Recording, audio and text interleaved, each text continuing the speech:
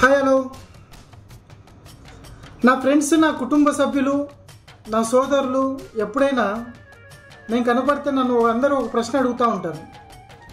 ఆ ప్రశ్న ఏంటంటే, జగన్మోహన్ రెడ్డి అంటే ఎందుకు నీకు ఎంత ఇష్టము అని.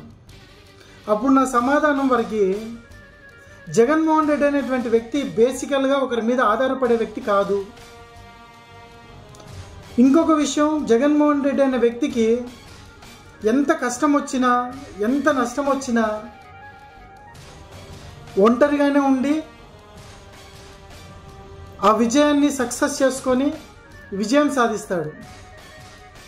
అదేవిధంగా జగన్మోహన్ రెడ్డి నీతి, నిజాయితీ, విలువలతో కూడినటువంటి రాజకీయ సిద్ధాంతాన్ని నమ్ముకున్నాడు కాబట్టే ప్రజాక్షేత్రంలో కూడా నీతి, నిజాయితీ, విలువలతో కూడినటువంటి రాజకీయాన్ని ప్రజాక్షేత్రంలో అమలుపరుస్తాడు.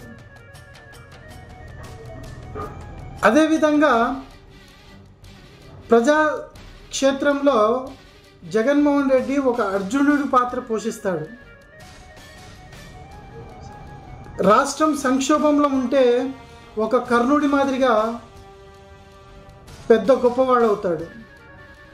శౌర్యంలో శ్రీరాముడు అంతటి గొప్పవాడు.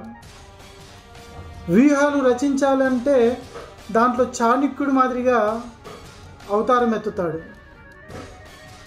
పాలనలో ఒక దర్శకుడు మాదిరిగా పరిపాలన చేస్తాడు. అదేవిధంగా ఇంకొక ముఖ్యమైన విషయం,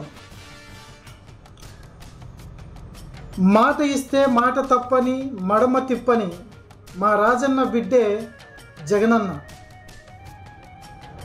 అదే పౌరుషం, అదే రాజసం. నాకు తెలిసినంతవరకు ఇంకొక మాట చెప్తాను మీ అందరికీ.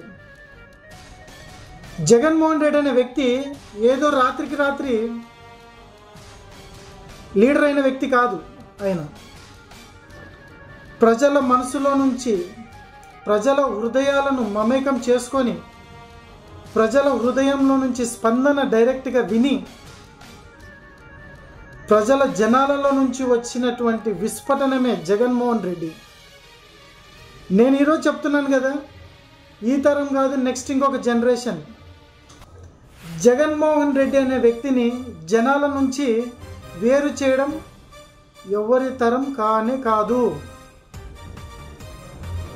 నేను ఇంకో విషయం చెప్తాను మీ అందరికీ. రాజారెడ్డి ఆయన ఒక స్టేట్ లీడరే.